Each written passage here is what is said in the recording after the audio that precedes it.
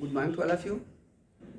आज हम लोग इम्पॉर्टेंट क्वेश्चन के सीरीज में मुख्यतः चर्चा करेंगे इलाहाबाद यूनिवर्सिटी का जो अपकमिंग बीए सेकेंड ईयर का एग्ज़ाम है, जो प्रॉबेबली आपका 20 मई के आसपास प्रस्तावित है।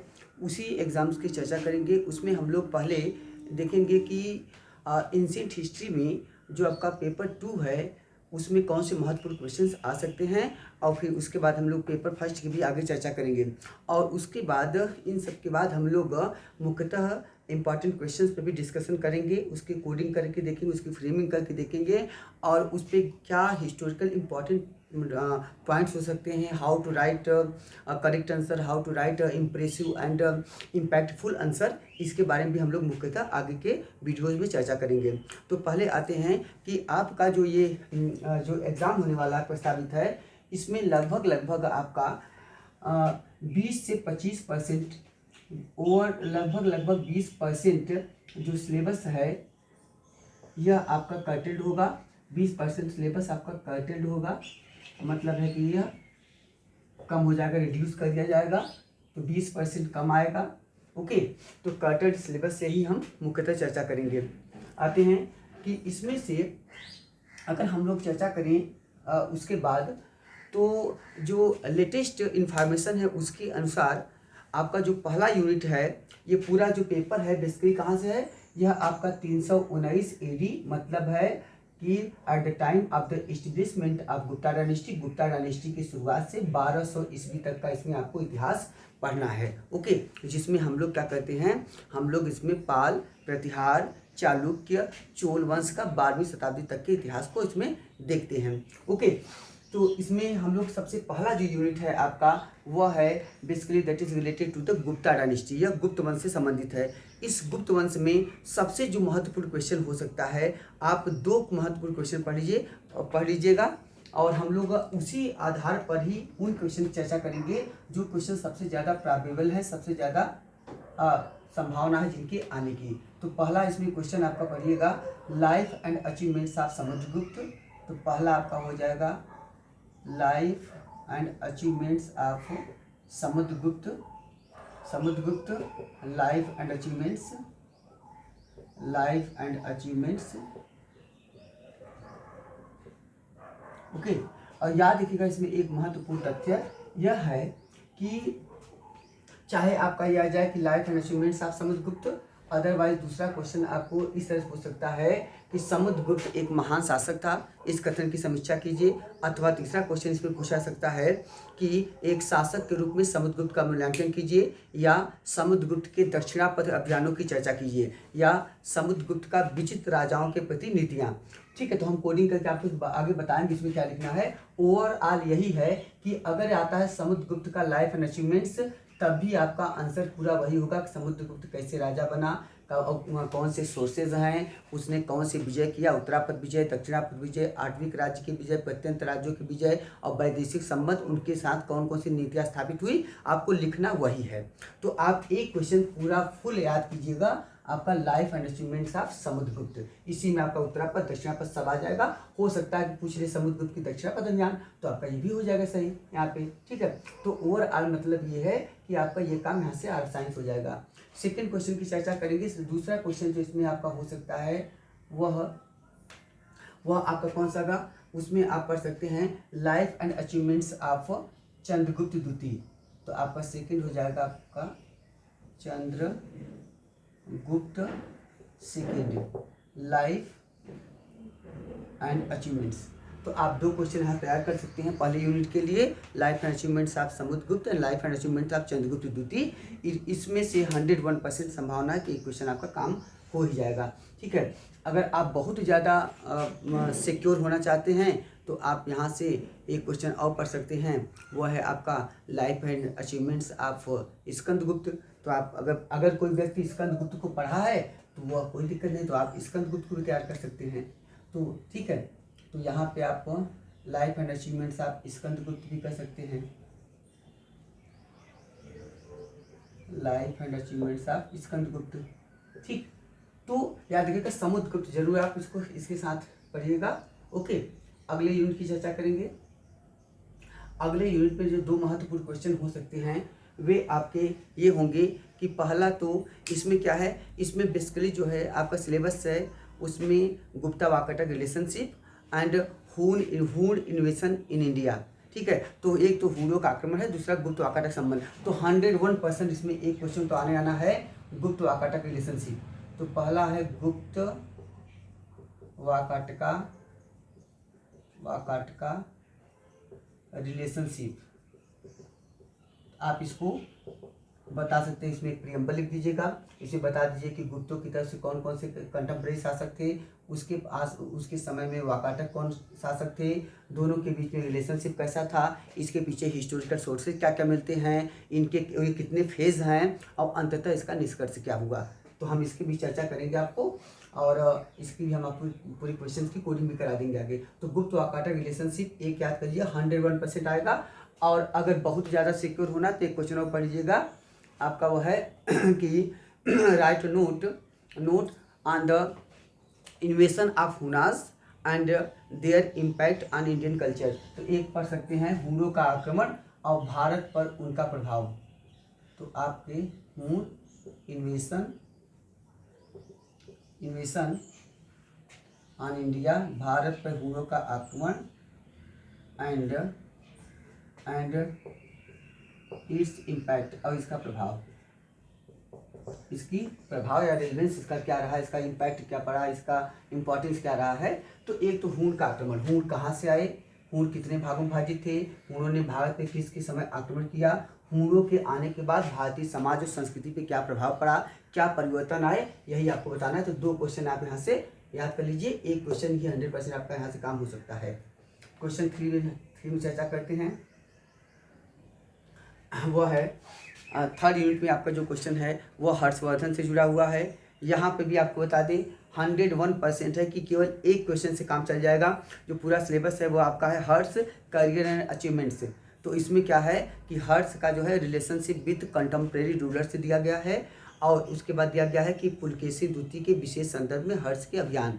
तो दो क्वेश्चन के मुख्यतः बनेगा, एक तो बनेगा जो 101% आएगा life and achievements of Harshvardhan, या इसे आप दूसरे शब्दों में कह सकते हैं कि एक शासक के रूप में हर्षवर्धन का मूल्यांकन कीजिए। तो एक शासक के रूप में मूल्यांकन होगा तो उसमें भी आपको ही लिखना पड़ेगा हर्षवर्धन कब शासक बना, कौन कौन से सोर्स हैं, हर्षवर्धन का राजनीतिक उत्कर्ष कैसे हुआ, साम्राज्य विस्तार कौन सा हुआ, कौन कौन से उसने युद्ध करके एक बड़े साम्राज्य की स्थापना किया, उसका साहित्य कला संस्कृति के क्षेत्र में क्या योगदान रहा। तो ये सब आपको पूरी बातें वहाँ बतानी पड़ेगी, ठीक। तो एक शासक का मूल्यांकन, और मान लीजिए आ जाए कि हर्ष एक महान शासक था, तब भी आपको ही लिखना है। अगर ये क्वेश्चन आ जाए कि एक विजेता शासक के रूप में हर्ष का उल्लेख कीजिए या हर्ष के सामरिक अभियानों का उल्लेख कीजिए, तो मतलब हर्षवर्धन के युद्ध, संधि, समझौते, साम्राज्य विस्तार, यही बस आपको तो वहाँ पे हाईलाइट करना है। तो दो क्वेश्चन आपके विशेष संदर्भ में हो रहे हैं। तो पहला आप याद कर लीजिएगा एक शासक के रूप में हर्ष का मूल्यांकन। तो आप कर सकते हैं यहाँ पे कि यहाँ पे आपका हो जाएगा कि right note on the life and achievements of Harshvardhan. तो एक तो ये हो सकता है, या तो शासक के रूप में मूल्यांकन, दोनों सेम है। तो आप इसमें लिख लीजिएगा पहले life and achievements of Harshvardhan,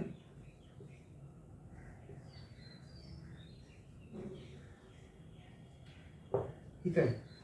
तो एक तो आपका हो जाएगा हर्षवर्धन के जीवन और उपलब्धियां, इसमें आ जाएगा। अब इसी बात को हो सकता है कि हर्ष को एक शासक के रूप में आ जाए मूल्यांकन करने के लिए, इसी बात को हो सकता है कि हर्ष के आपको जो सामरिक अभियान थे, हर्ष के जो युद्ध थे उसके बारे में आ जाए। तो मतलब है ये है कि यही जो है आपका क्वेश्चन अलग अलग फॉर्म्स में आपके लिए बन सकता है, ठीक है।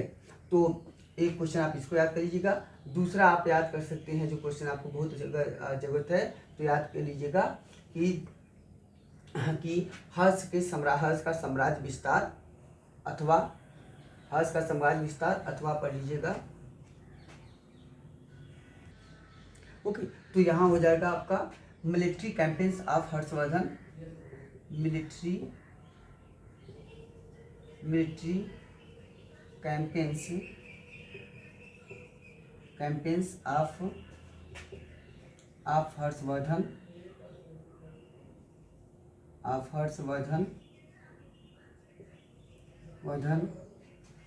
And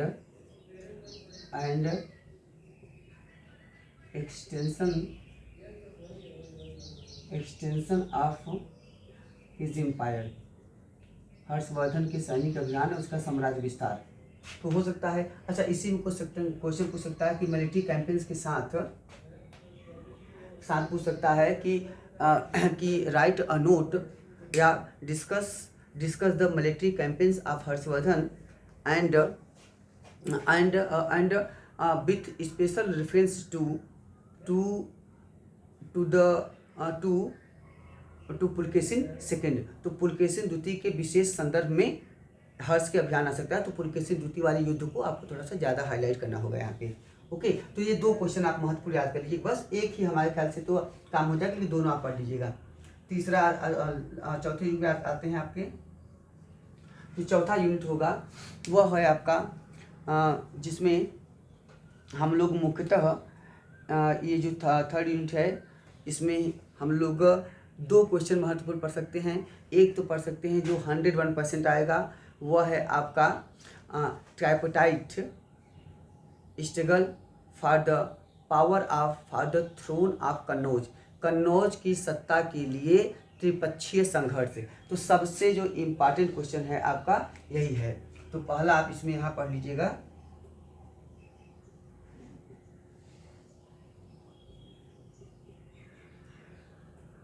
ट्राइपोटाइट struggle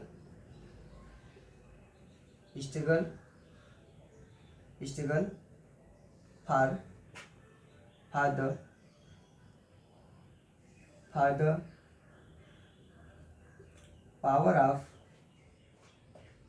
power throne of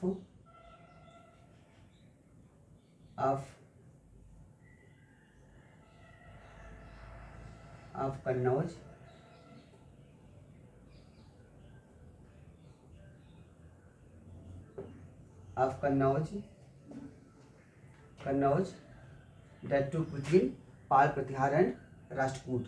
तो आपका कन्नौज की सत्ता के लिए जो त्रिपक्षीय संघर्ष हुआ है किसके बीच में हुआ है? पाल प्रतिहार और राष्ट्रकूट के बीच में। इसे पढ़ना है, पाल प्रतिहार और राष्ट्रकूट वंश। इसको पढ़ लीजिएगा, ये 101% यहाँ से आएगा। और अगला आप एक क्वेश्चन यहाँ से और पढ़ सकते हैं, चाहे आप पढ़ लीजिए life and achievements of Nagabhata द्वितीय मतलब सेकेंड, या आप पढ़ लीजिए life and achievements of Mihir Bhoj. ठीक है, तो आपको नागभट्ट द्वितीय ज़्यादा आता है तो आप वहीं पढ़ सकते हैं कि लाइफ एंड अचीवमेंट्स ऑफ ये गुर्जर प्रतिहार वंश के शासक हैं। Life and achievements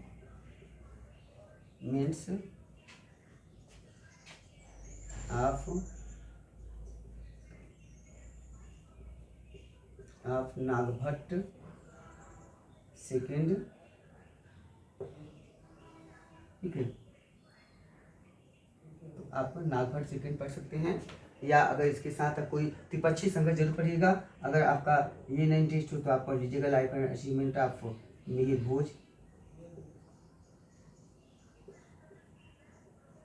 Mihir Bhoj first, ये भी इसके साथ आप पढ़ सकते हैं कोई भी। देखिए ये 100% पढ़िएगा इसको। देखिए यहाँ 100% इसको पढ़िएगा, यहाँ 100% हर्षवर्धन को पढ़िएगा, यहाँ 100% गुरुत्वाकर्षण संबंध पढ़िएगा, यहाँ 100% लाइफ एंड अचीवमेंट्स ऑफ समुद्र को पढ़िएगा।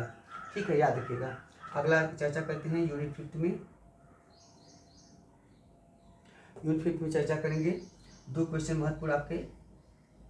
यहाँ पर देखिए, एक तो क्या है जो आपके सिलेबस में है वह आपके चोल हैं। उसके बाद आपके सिलेबस में चोलों के साथ साथ कुछ चालुक्य वाले हैं, तो ये सब हैं थोड़ा सा। तो आपको इसमें बहुत ज़्यादा आपको परेशान होने की जरूरत नहीं है। इसको मैं बता दे रहा हूँ कि आपको ज़्यादातर किस चीज़ पे हाईलाइट करना है। इसमें आप लोग क्या कीजिएगा, 2 महत्वपूर्ण क्वेश्चन पढ़ लीजिएगा, दोनों से ही आपका काम चल जाएगा। फिर भी अगर आप चाहेंगे, देखिए इसमें कौन कौन है, इसमें है पल्लव हैं, पल्लव हैं, चालुक्य हैं और चोल हैं, ठीक है। तो इसमें आप 2 क्वेश्चन महत्वपूर्ण पढ़ लीजिएगा, life and achievements of Rajendra first of Chola and Rajendra first. तो पहला पढ़ लीजिएगा, life and achievements of Raj first, Raj प्रथम की उपलब्धियाँ, राज प्रथम की उपलब्धियाँ चोल वंश में। या दूसरा पढ़ लीजिएगा आप, life and achievements of Rajendra first, Rajendra first. इसमें क्या होगा, इसमें आप बताइएगा कि राजेंद्र प्रथम या राजेंद्र प्रथम कब कब शासक बने, इन्होंने शासक, इनकी कौन कौन सी प्रमुख उपाधियां हैं, इनके बारे में कौन से महत्वपूर्ण स्रोत हैं, और उसके बाद आपको बताना पड़ेगा कि लोगों ने कौन कौन से प्रमुख युद्ध किया, केरल की विजय किया, उसके बाद इन लोगों ने पांड्य की विजय किया, उसके बाद सिंहल श्रीलंका की विजय किया, पश्चिमी चालुक्यों से संघर्ष किया, बेंगी से संघर्ष किया, गंगा घाटी की विजय किया, इन लोगों ने आपके मालदीव तक की विजय किया, अरब सागर की विजय किया, दक्षिण पूर्वी एशिया की विजय किया, जावा मलाया सुमात्रा को जीता, वहाँ पे करारम को, जो करारम और कटा है उसको इन लोगों ने जीता। तो ये पूरा व्याख्या करना है। फिर सांस्कृतिक उपलब्धियाँ इनकी क्या रही है, कौन से मंदिर बनवाए, कौन से तड़ाक बनवाए, कौन से घटिका विद्यालय बनवाए, ठीक है, बृहदेश्वर मंदिर बनवाए, आदि की चर्चा आपको इसमें महत्वपूर्ण रूप से करना है। तो हम मतलब यहाँ पे ये हुआ कि बेसिक रूप से अगर समझा जाए तो आपको यहाँ पर आपके इसी 2 क्वेश्चन से 100% काम आपका चल सकता है। तो दोनों क्वेश्चन को पढ़िएगा, ठीक है। और उस वैसे तो इसमें और टॉपिक है, जैसे कभी आ सकता है महत्व एवं प्रथम या द्वितीय, लेकिन इससे ही आपका पूरा 100% एक क्वेश्चन का काम आपका श्योर हो जाएगा इन दोनों क्वेश्चन पढ़ने में, ठीक है। पढ़ने के लिए तो एक क्वेश्चन आप और पढ़ सकते हैं कि चोल एडमिनिस्ट्रेटिव सिस्टम, ठीक है, right a note on the Cholas administration.